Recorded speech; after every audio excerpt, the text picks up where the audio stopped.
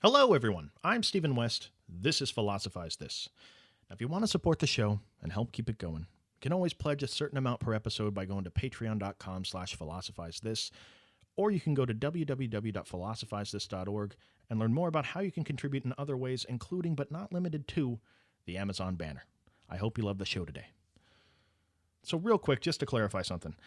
Towards the end of last episode, I talked about doing a couple episodes on the late work of Wittgenstein and Heidegger. But based on the emails I received after releasing last episode, it seems clear that people don't really want to hear about it. They kind of want to just move on to postmodernism. Now, personally, I think to fully understand postmodernism, it's absolutely crucial to understand this transition from logical positivism to the mid-20th century, where there's more of a focus on behaviorism and pragmatism. But look, let's be honest here. At the end of the day, I'm a dancing monkey that's doing episodes about what the majority of people want to hear about, or else I go out of business. So with that in mind, today's episode is part one of a series on Michel Foucault. And if you're at all confused about the context of these ideas and how they're being brought up, send me an email. I'll respond to as many as I can. But that said, if someone were going to write a short list of the quintessential postmodernist philosophers, of what's meant when somebody says postmodernist philosopher, Foucault is definitely going to be on that list. But to some, relegating the work of Foucault and labeling it as merely being in the realm of philosophy doesn't really do him justice, because his work oftentimes moves into areas that have nothing to do with philosophy. To some, you could easily refer to Foucault as a historian, or a political theorist, or a social commentator. Depending on what era of his life he wrote the book you're reading, you could have very different impressions about what subject matters even were important to him. Now, this makes it completely impossible for us to cover the entire scope of Foucault's work in a single episode, and it can kind of make it hard to find a clean entry point into covering his work. But I think a really good place to start is for us to talk about the details of his 1975 book titled Discipline and Punish.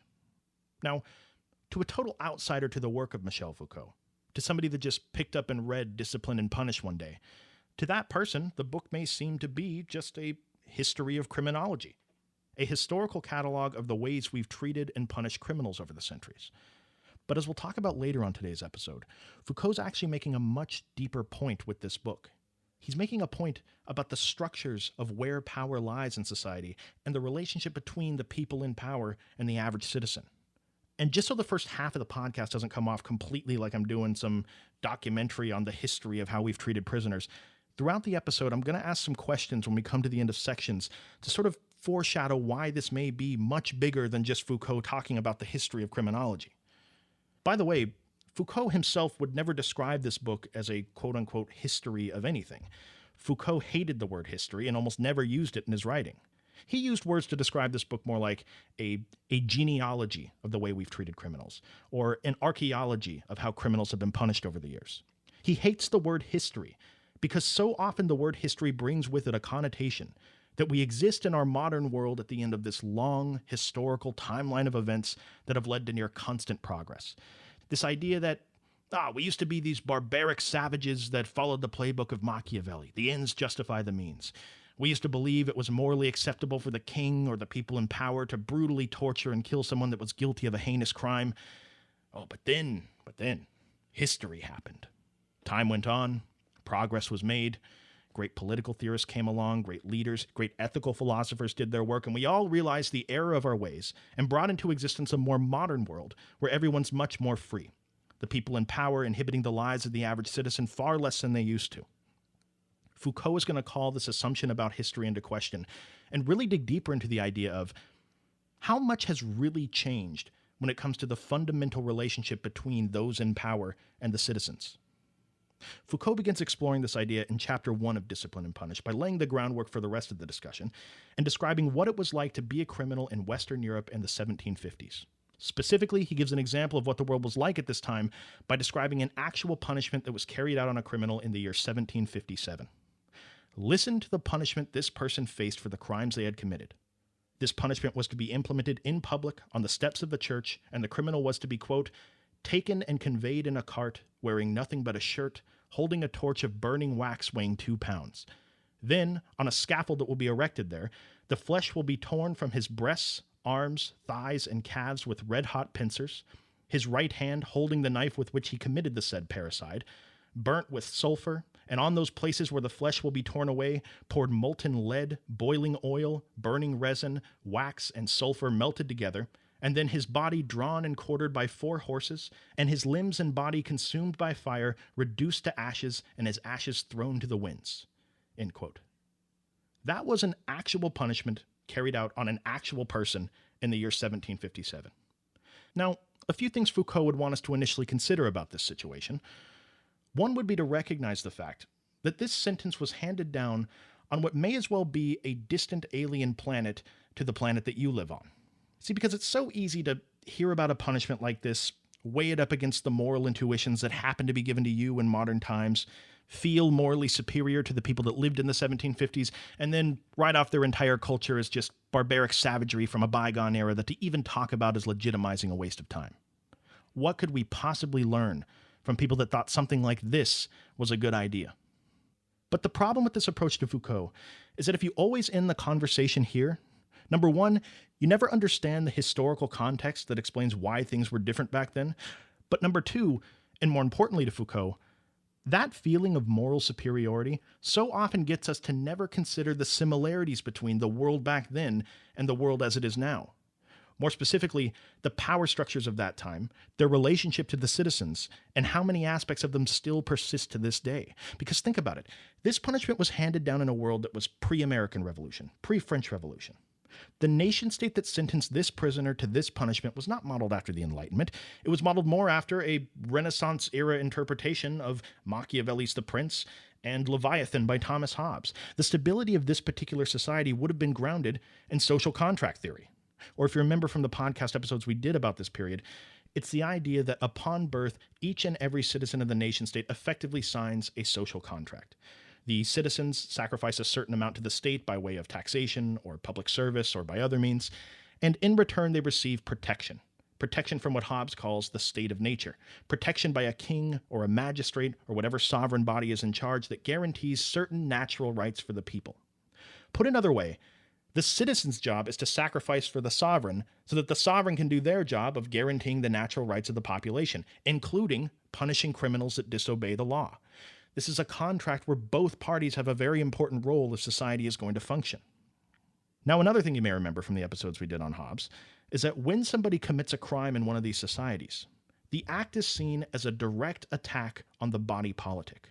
Not only that, but the crime is seen as a direct affront to every single citizen that has signed a social contract, each one of them making up a small piece of that Leviathan that Hobbes describes.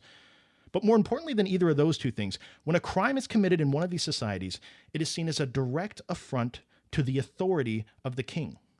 And it's right here, Foucault thinks, that you can start to see the true primary function of the penal system in one of these societies in the 1750s. The goal of the criminal justice system back then was not justice. There was no real focus on a balancing of the scales in any sort of way. The goal of implementing these punishments was not fairness. People didn't get the same punishment for the same crime, generally speaking. The true function of the criminal justice system, the reason these punishments were often dramatic and always carried out in front of everyone in the public as a spectacle, the primary function was its ability to maintain social order. And it achieved this goal in a couple of key ways. First of all, this type of system was a fantastic deterrent of criminal behavior. Because if you were someone who had plans that day of committing some sort of heinous criminal act, look no further than the guy getting his arms ripped off by red-hot pincers as a persuasive essay as to why you shouldn't be doing that stuff. But the other reason this type of system was so good back then, because in one of these societies, when a crime is committed, it directly calls into question the authority of the sovereign.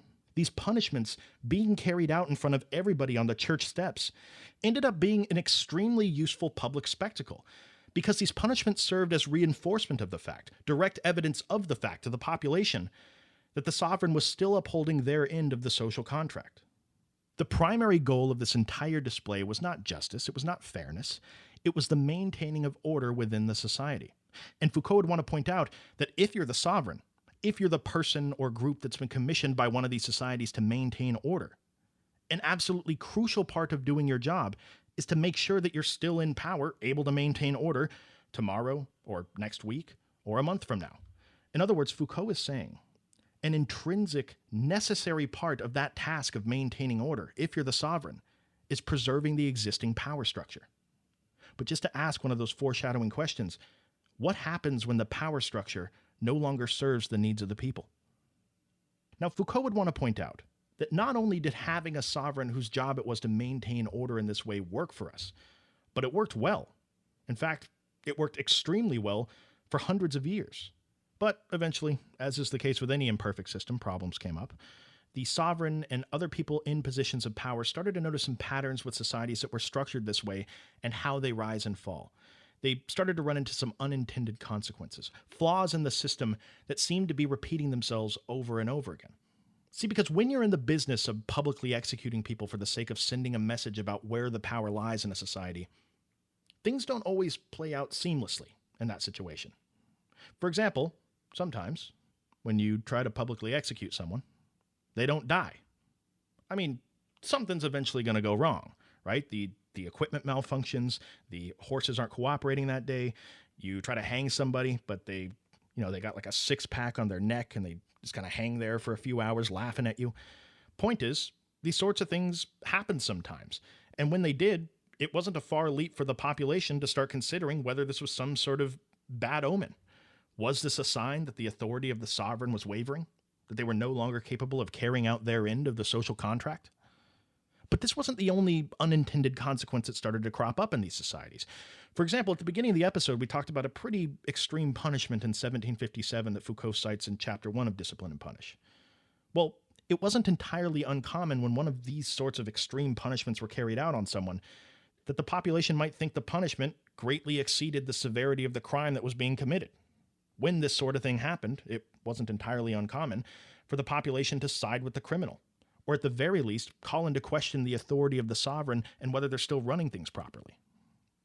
But probably the biggest unintended negative consequence for the sovereign that nobody saw coming was that when you have these sorts of brutal executions and punishments taking place in the public square every day in front of everyone, when society's functioning well and the sovereign's doing their job, there is zero doubt in anyone's mind when it comes to who is in charge. There is zero question as to who you'll have to answer to and how you'll have to answer to them should you decide to go against the rules enforced by the existing power structure. But the flip side to that is that when things are not going well, say there's a famine, or natural rights aren't being guaranteed, or even if there's just a general public sentiment that the sovereign's inept and some change needs to take place, the flip side is that there is zero confusion in anyone's mind when looking for the people in power that need to be overthrown and killed for this change to occur. What the sovereign and the people in power started to realize is that in this type of society that we're talking about, brutal as it was, the will of the people often had influence over which people were in positions of power. And this could be extremely inconvenient for the sovereign at times. It made staying in a position of power for any extended period of time a pretty vulnerable enterprise. The people in positions of power knew that something drastic had to change if they wanted to make power more sustainable. And Foucault documents a fundamental shift that occurs in the way societies treat criminals that takes place between the years 1757 and 1837. Now, real quick, I'm just anticipating a place that someone's brain might go here. So what you're saying is that a bunch of evil people in positions of power realized that in this older type of society, the will of the people actually mattered and could influence things. So they all got together, met in back rooms, formed a secret society, called it something like the Council of the Drifting Phoenix, came up with a creepy secret handshake, and they all sat around coming up with ways to control the population so they'd never have to relinquish power. But what Foucault would probably want to point out is that there doesn't need to be some evil secret society for people in government to want power to be more deeply embedded. Remember, the people in positions of power signed a social contract as well. Part of that social contract is maintaining the order of society so that they can continue to guarantee the natural rights of the citizens. And part of maintaining order historically to Foucault has been to preserve the existing power structure.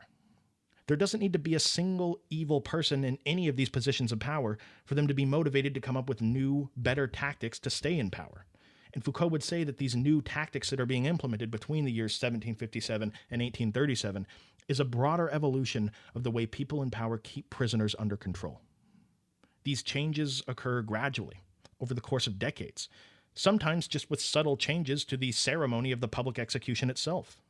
Whereas before, prisoners used to be just paraded around in an open-top cart before their execution, slowly over the years that evolved into a closed-top cart with wooden planks on the side so that you could hardly see the person. That eventually evolved into a bag being over the person's head and their identity completely concealed. By the 1790s, most societies had moved away from these dramatic or creative public executions and favored a more standardized punishment of a guillotine in front of the courthouse. A few years later, the guillotine was moved behind the courthouse until eventually it was moved inside the prison and all executions were done in private. Punishment and the reality of the way we treat criminals has slowly moved from before, when it was something that was at the forefront of public consciousness that it was impossible not to be aware of, to now when it's something abstract, silent, cordoned off, and even locked away in these distant, faraway buildings that we never have to see. Much harder to locate who the people in power are that are inflicting this punishment. To ask a couple more foreshadowing questions here, what sort of effects might this have on a society? And more importantly, why might people who want to maintain their positions of power prefer a situation like this? By the year 1837, two fundamental changes had occurred in the way that we punish criminals that Foucault says are extremely deliberate. Number one, putting somebody to death as a public spectacle that everybody gets to witness had all but disappeared. And number two, we had changed tactics from punishing criminals by inflicting harm on their bodies to the emergence of a new era in our methods of punishing criminals, where we now focus primarily on the disciplining and control of their minds. Let me say it again. There is a fundamental shift from the physical punishment of the person's body like we used to do, to the more modern disciplining and reformation of the person's mind. This is why Foucault titles the book Discipline and Punish. This is the emergence and infancy of what will eventually become the modern prison. This is the beginning of a long evolution where people in positions of power develop a much more efficient and effective way of wielding and sustaining power over people. Foucault in the book cites an actual strict time schedule that criminals in the 1830s that were serving time had to follow during their time in prison. You can imagine what something like this might look like, right? 7 a.m., wake up. 7:05, you were to be on your mark for roll call. 7:15, you were to be at the mess hall for breakfast. 7:25, you were to be at your assigned job post for the day. 9:15, water break. 9:20, back to work. In other words, when your entire day is scheduled and accounted for down to the second, there's not much time for illicit criminal activity. There's not much time for any thought outside of disciplining yourself and adhering to this schedule of stuff you're required to do. We'll couple this new, strict focus on the disciplining of the mind and reformation of behavior with more new tactics that were emerging over the years. More specifically, a new, improved, three-pronged approach towards controlling prisoners that Foucault thinks is one of the most effective methods that's ever been devised. The three prongs of this three-pronged method that's used to keep prisoners in line are what Foucault calls surveillance, normalization, and examination.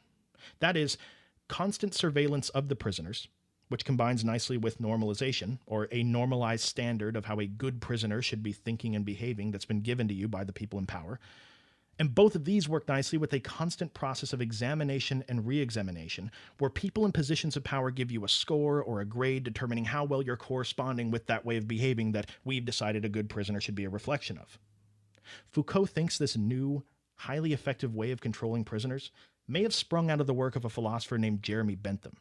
The same way Plato in the Republic spends a considerable amount of time trying to come up with the ideal structure of government, Jeremy Bentham spends a bunch of time in his work trying to come up with the ideal structure of a prison. And the model that he arrives at after thinking about it for so long is what he calls the Panopticon. Simply put, the Panopticon is a building designed and laid out in a very clever way, where a single guard or warden or anyone in a position of power can stand in a specific spot in the center of the building, and they can see inside the cell of any prisoner they want, watch them at any time, but the prisoners can't see them. They can't know when they're being watched. They can't know the criteria that determines why they're being watched. In a sense, Bentham says, the reason this is an ideal design for a prison is because the only reasonable thing the prisoners can do in a prison that's designed this way is to behave every second of every day as though they're being watched, because they can never know when or when it's not happening. The life of the prisoner becomes, once again, constant surveillance through cameras or armed guards, strict adherence to a normalized way a good prisoner behaves given to them by people in power, and rigorous examination by experts or the court system or the parole board or whoever it is this week for the prisoner to answer to. Now, some of you out there might be saying, why are we going on so much about the history of criminals? What does this have to do with philosophy? What relevance does this have to me whatsoever? Well, if you're someone that's thought that all we've been talking about so far in this episode are methods that we've developed over the years for controlling only prisoners, Foucault would probably say, I hope you've been paying attention to the details of what's been said so far. Because when Jeremy Bentham sits down and creates the design of this Panopticon of his, he's not just talking about the ideal structure of a prison. And what follows from that is that Foucault is not just talking about the evolution of methods we've developed to control prisoners. Jeremy Bentham describes the Panopticon very generally in his work as a, quote, new mode of obtaining power of mind over mind, and a quantity hitherto without example, end quote. And knowing that he said that, it makes sense that he quickly goes on to say that although this is the ideal structure of a prison if you wanted to control prisoners, there's no reason this same design couldn't be applied if you wanted to create anything. I mean, a mental institution that promotes a standard to the inmates of what a good patient is, or in a military setting, promoting what it is to be a good soldier, or in a university setting, promoting how you should think and behave if you want to be a good student. If Bentham lived in a modern economic society, he no doubt would see the utility of the Panopticon if it was applied to a factory and producing good factory workers, or even more generally, how it could be used at a multinational corporation trying to produce good employees. See, that's the thing. Let's say you're in a position of power in a corporation.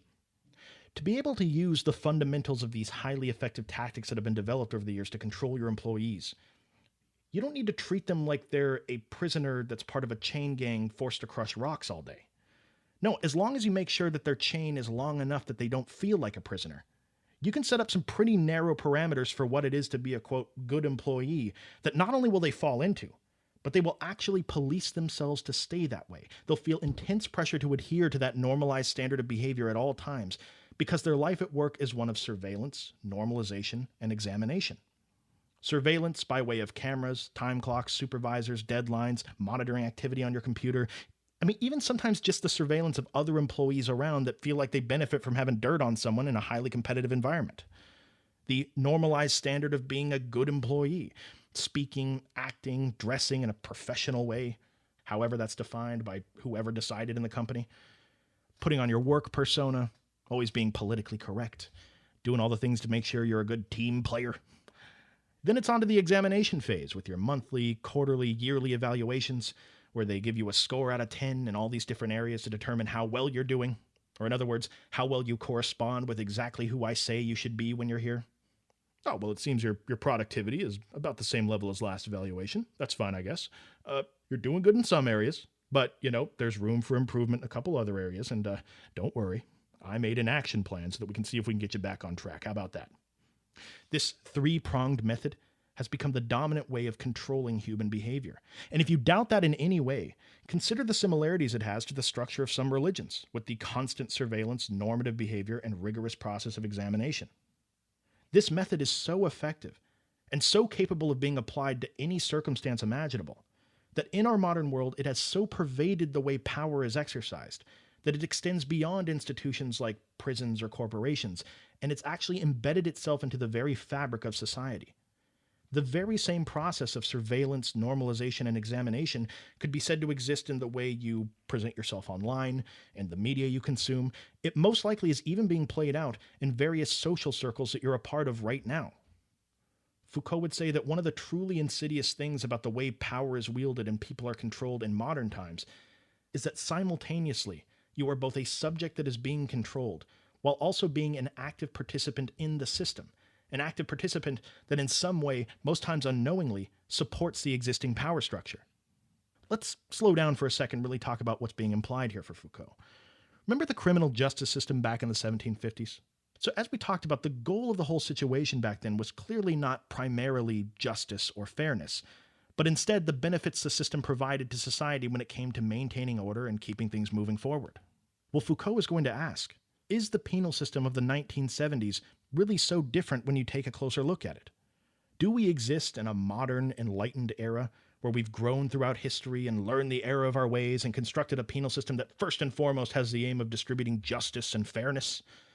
To Foucault, the goal of the modern penal system is not justice or fairness. The goal is through surveillance, normalization, and examination to produce harmless, non-rebellious, working, tax-paying, productive citizens who follow the rules and are satisfied with a life of conforming to the normalized standard of what it is to be a person handed down to them from above. In other words, docile, useful subjects that carry out the vision for what the future should hold given to them by the people in power.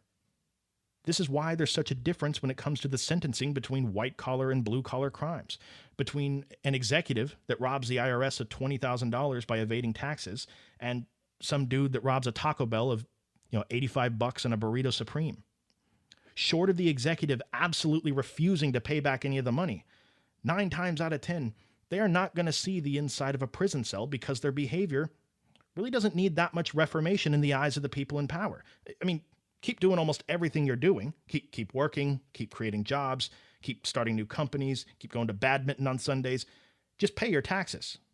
Whereas the guy that robbed the Taco Bell, it doesn't matter if he marches back into that store, hands the $85 directly to the manager, baby birds the burrito supreme back into his mouth. 9 times out of 10, that guy is going to jail because the goal of the penal system is reforming criminals to fit a pre-existing mold of what a normal person is, not direct retribution for a crime.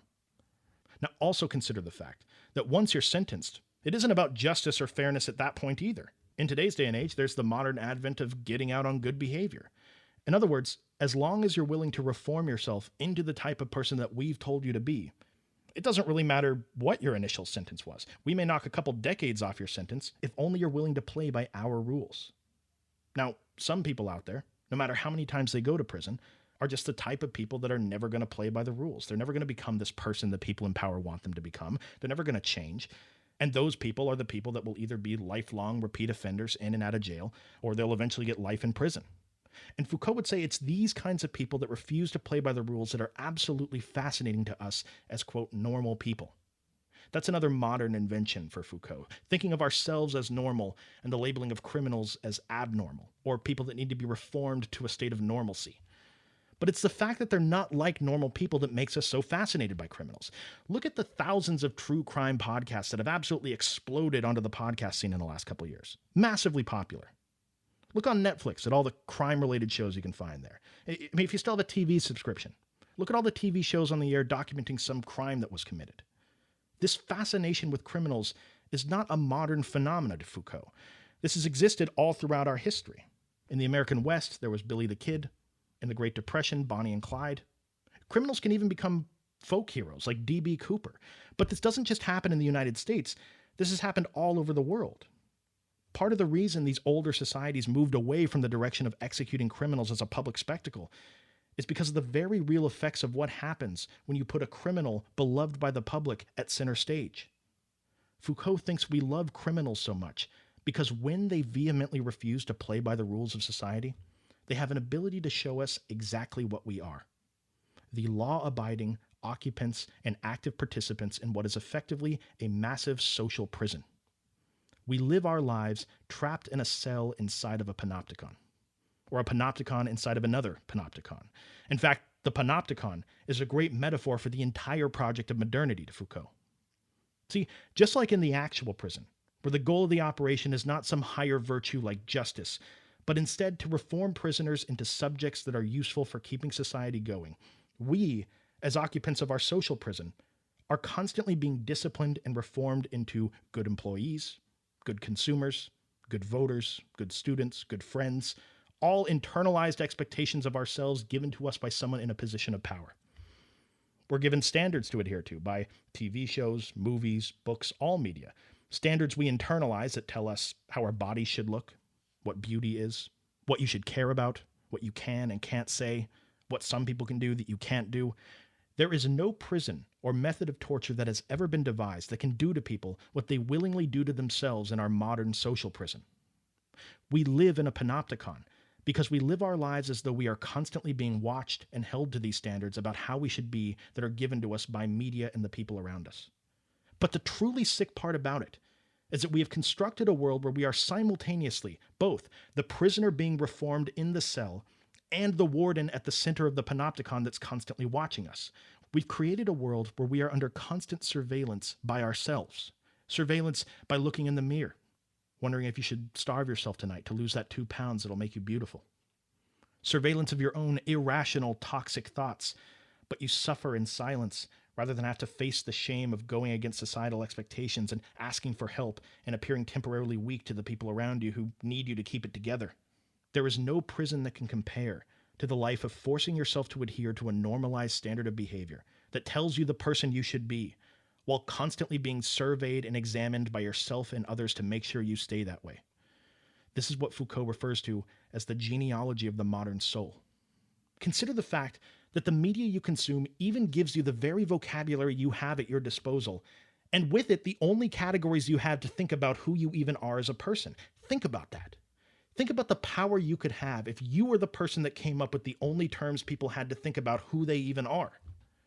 See, all throughout history, people have asked the questions, where does power ultimately lie? Who has the power, and how is it exercised on people? And there's been this classic idea that people have brought up over and over again, that power lies in the hands of people that are in privileged political positions. The thinking is, if you're the president of a country, you can pass executive orders, you can go across the aisle and find bipartisan consensus if you want to, you can appoint judges that ultimately dictate the law. That's where power lies. But then a Marxist tradition came along and said, no, that's actually a naive understanding of power. Because in advanced economic societies, if you can buy the interests of the president, if you can lobby politicians and get legislation influence in your behavior because of financial contributions, then it's not people in privileged political positions that have the power, but people in privileged economic positions.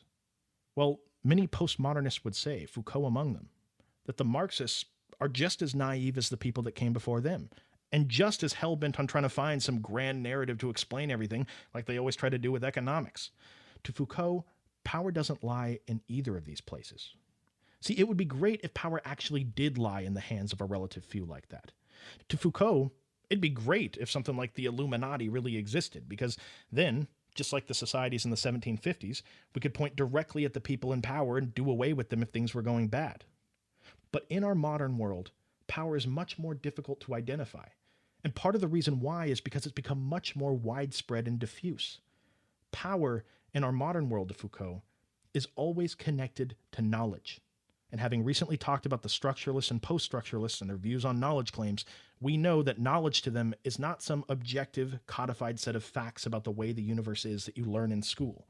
Knowledge to these thinkers is nothing more than the findings of the current dominant set of cultural discourses and the method that it uses to chop up and make sense of the world. So if power lies in the hands of people with knowledge, and knowledge is given to us by people that use narrow cultural biases to chop up reality, then where do we get our knowledge, and who are these people that are arriving at knowledge for us? Well, in our modern world, science is where we get our knowledge. And thought leaders within the sciences, in their respective fields of study, are the people that arrive at knowledge for us to use. This is where power ultimately lies. You know, Foucault has a famous idea. It's that man is a recent invention that's reaching its expiration date. That the concept of man is something that wasn't even talked about until around the 1600s. And part of what he means when he says that is that it wasn't until the 1600s that people really focused on the human sciences as a prescriptive endeavor. It wasn't until the 1600s that fields like psychology, biology, medicine, sociology were being used actively to try to arrive at a scientific, rational idea of, quote, what it is to be a human being. Foucault would ask, well, who have conducted these experiments that are determining what it is to be a human being? Have we maybe limited ourselves by only looking at what it is to be a human being from the extremely narrow cultural perspective of almost entirely men from a Western European cultural background, from a similar educational background, from a similar socioeconomic situation where they were able to go to school, get funding for their experiments, they were able to think about stuff like this for their entire lives? Foucault would ask, when it comes to our understanding of what it is to be a human being, has the data we've gathered over the years come from such a limited point of view that much of our understanding of what it is to be a human being is approaching some sort of expiration date? Regardless of your answer to this question, Foucault's point about power is that it doesn't matter how much money you have or how high of a political office you hold. Those people may seem to be powerful. But if you can dictate the parameters that those people use to understand the most foundational things about their existence, if you can dictate their views on what a human being is, how they fit into the world, the vocabulary they use to think about who they are, how about being able to dictate what things even matter to them that they then go on with their economic or political resources to pursue in this world?